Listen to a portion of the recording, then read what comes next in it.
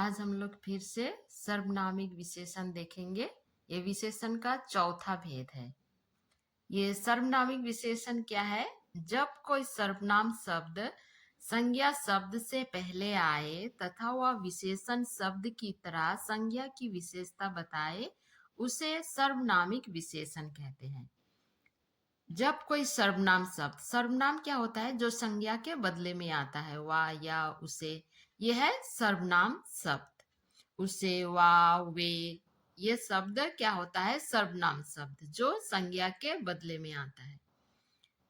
सर्वनाम शब्द संज्ञा शब्द से पहले आए ये यहाँ पर क्या है? जैसे हम लोग देख रहे हैं उदाहरण में, वह आदमी ईमानदार है। अब यह वह क्या हो गया? सर्वनाम शब्द। वह हो गया सर्वनाम शब्द, संज्ञा हो गया आदमी। तो यहाँ परिभाषा में क्या दिया हुआ है? जब कोई सर्वनाम शब्द संज्ञा शब्द से पहले आए, सर्वनाम शब्द व संज्ञा शब्द से पहले आए। संज्ञा क्या है? आदमी। ये आदमी से पहले सर्वनाम शब्द आए तो क्या होता है?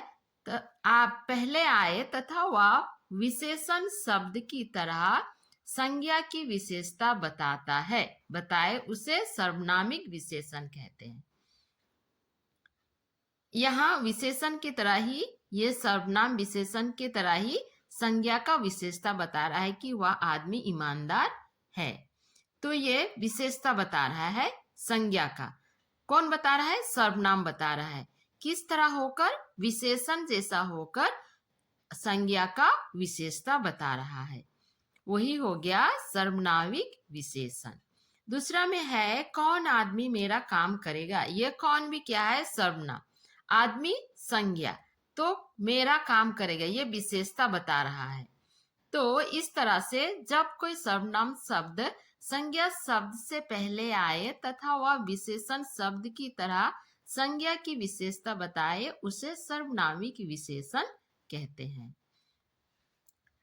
हम लोग उसका भेद देखेंगे। व्युक्ति की दृष्टि के अनुसार सर्वनामिक विशेषण दो प्रकार के हैं।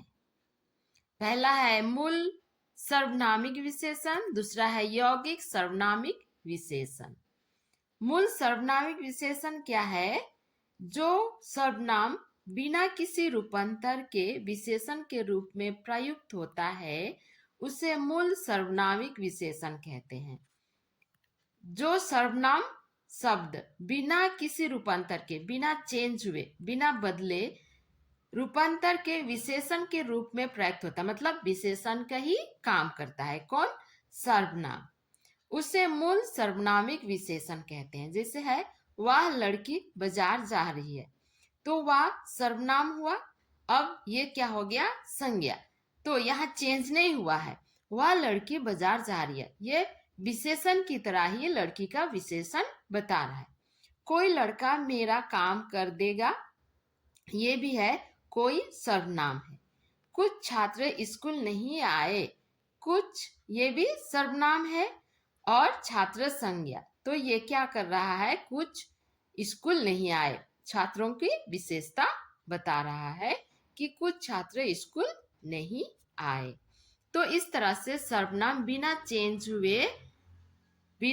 हुए विशेषण के रूप में प्रयुक्त होता है, मतलब विशेषण का काम करता है। वो हो गया मूल सर्वनामिक विशेषण। और दूसरा भेद देखेंगे, यौगिक सर्वनामिक विशेषण। ये क्या है? जो सर्वनाम मूल सर्वनाम में प्रत्यय आदि जुड़ जाने से विशेषण के रूप में प्रयुक्त होते हैं, उसे यौगिक सर्वनामिक विशेषण कहते हैं। मूल सर्वनाम अभी देखिए हम लोग, तो प्रत्यय जुड़ जाने से विशेषण के रूप में प्रयुक्त होते हैं। प्रत्यय उपसर्ग तो हम लोग देखे हैं, वही प्रत्यय उपसर्ग जुड़ जाने से विशेषण के रूप में प्रयुक्त होते हैं, उसे यौगिक सर्वनामिक विशेषण कहते हैं। जैसे हम लोग उदाहरण देखेंगे, ऐसा आदमी कहाँ मिलेगा? कितने रुपये तुम्हें मिले? इतना दुख सहा नहीं जाता। तो ऐसा, कितने, इतना, ये क्या हो गया? यौगिक सर्वनामिक विशेषण। ऐसा, कितने, इतना, यह है यौगिक सर्वनामिक विशेषण।